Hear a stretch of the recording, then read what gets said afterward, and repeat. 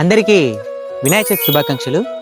ఈ వినాయక చవితి సందర్భంగా మనీతో మనసారా నేను కొత్త సిరీస్ను స్టార్ట్ చేస్తున్నాను. ఈ సిరీస్లో భాగంగా నా జీవితంలో కావచ్చు, మీ జీవితంలో కావచ్చు, లేదా మన సమాజంలో జరిగే మంచి మంచి సంఘటనల ద్వారా మనమేం నేర్చుకోవచ్చు అనే దాన్ని మిమ్మల్ని నవ్విస్తూ మీ మనసుకు చేరువయ్యేలా చెప్పడం ఈ సిరీస్ యొక్క ముఖ్య ఉద్దేశం. ఏ పనైనా ముందు గణపయ్యని తెలుసుకుని స్టార్ట్ చేస్తాము. అలాంటిది మన సిరీస్ గణపయ్యతోనే స్టార్ట్ అవుతుంది. టాపిక్ కూడా గణపయ్య మీద ఉండబోతుంది. మనీతో మనసారా ఎపిసోడ్ నెంబర్ 1 వినాయక చవితి విలువలు. ఆధారం నా జీవితంలో జరిగిన ఒక సంఘటన. ఇక మొదలెడదామా? కట్ చేస్తే అది 2021 వినాయక చవితి. వినాయక చవితి రోజు ప్రతి ఒక్కరికి డ్యాన్స్ చేయాలని ఉంటుంది. కానీ సిగ్గు మొహమాటం కారణంగా వెనకడిగేస్తూ ఉంటారు. ఆ వెనకడిగేసిన వాళ్ళకంటే వెనకాల ఉండే ఒక ఇంట్రోవర్ట్నే నేను. కానీ ఆ రోజు నాలోని ఇంట్రోవర్షన్కి చరమ గీతం పాడాలని డిసైడ్ అయినా. అక్కడి నుంచి నేరుగా గణపతి ముందుకు వచ్చి కొబ్బరికాయ కొట్టి ఆరతిచ్చిన. ఇంకా అక్కడి నుంచి నేరుగా మైక్ సెట్ దగ్గర పోయి మంచి బీట్ ఉండే డ్రమ్స్ మ్యూజిక్ ఒకటి పెట్టి గణపతి ముందు బీభత్సంగా అన్యా.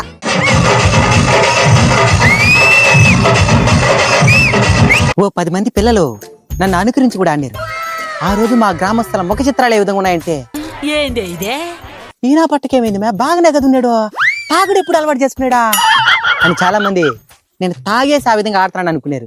నిజానికి నాకు అసలు తాగడు అలవాటే లేదు. గణపయ్య ప్రాణం పోసుకున్నాడే నాలోని మరో మనిషికి నేను ప్రాణం పోసాను. ఈ సిగ్గు భయం కారణంగా నేను ఎన్ని కోల్పోయాను, ఎన్ని అవమానాలు ఎదుర్కొన్నానని నాకు మాత్రమే తెలుసు. నేను డ్యాన్స్ చేయగలను, పాటలు పాడగలను, పాటలు రాయగలను, కామెడీ చేయగలను, స్పీచెస్ ఇవ్వగలను, ఇంకా చాలా చేయగలను. కానీ వీటి కారణంగా నేను ఎక్కడా ప్రూవ్ చేసుకోలేకపోయాను. కానీ ఆ వినాయక చవితి రోజు నాలోని సిగ్గు భయం అనే సంఖ్యలని గణపయ్య సాక్షిగా బద్దలు కొట్టాను. ఈ సంఘటన ద్వారా నేనేం తెలియజేయాలనుకుంటానంటే, గణపయ్య మనకు ఒక స్టేజ్ని ప్రొవైడ్ చేస్తున్నాడు మనలోని టాలెంట్ని ప్రూవ్ చేసుకోవడానికి. గణపయ్య మండపం దగ్గర నువ్వు డ్యాన్స్ చేయొచ్చు, పాటలు పాడొచ్చు, భజనలు చేయొచ్చు. నీలోని ఏ టాలెంట్నైనా ప్రూవ్ చేసుకోవడానికి గణపయ్య ఒక అవకాశాన్ని కల్పిస్తున్నాడు. భయం ఉంటుంది కాదన్ను, కానీ మనలోని భయాన్ని గణపయ్య మీద భక్తితో అధిగమించవచ్చు. అంతేగాని తాగేసి వచ్చి గణపయ్య ముందు ఆడటం వల్ల మన స్థాయితో పాటు గణపయ్య స్థాయిని కూడా తగ్గించిన వాళ్ళం అవుతాం. ఇంకోటి డబుల్ మీనింగ్ పాటలు పెట్టి వాటికి డ్యాన్స్ చేయడం. చిన్నపిల్లలు ఎవరైనా అలాంటి తప్పు చేస్తే మనం చెప్పాలి, ఇది పవిత్ర స్థలం, అలాంటి పాటలు ప్లే చేయకూడదని. అలాంటిది మనమే తప్పు చేస్తే ఎలా?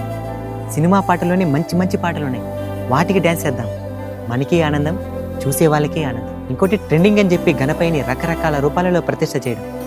గణపయ్యకి బంగారు రూపం ఉంది. ఆ రూపం వెనుక అనేక అంతరార్థాలు ఉన్నాయి.